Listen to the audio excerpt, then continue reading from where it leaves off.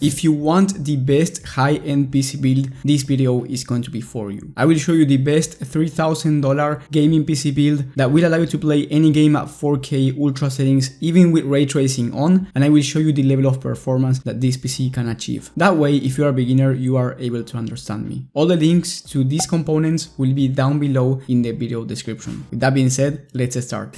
For the CPU, we have one of the fastest CPUs in terms of gaming performance in the entire market, in the Ryzen 7 7800X3D. This 8-core processor is amazing for high CPU demanding situations or high CPU demanding titles such as Flight Simulator and FPS shooters in low settings. For example, Fortnite. Right now is on a discount going for $370. Amazing price for this high-end CPU. For the CPU cooler, we have the Thermalright Phantom Spirit 120 SE. This is an air CPU cooler which is going to be more than enough for our Ryzen 7 because it's actually very power efficient. Then for the motherboard, we have the MSI B650 Gaming Plus Wi-Fi ATX AM5 motherboard. This motherboard is going to be amazing for our CPU and also has plenty of features for gaming, and on top of that is very upgradeable over time, so if you want a new CPU from AMD down the line, you will be able to swap the CPU without having to change the motherboard, which is always a good thing because it's not the end of the platform. Then for the memory kit, we have the Team Group T-Force Delta 32 gigs of RAM RGB version. This is DDR5 6000 MHz CL30 timings.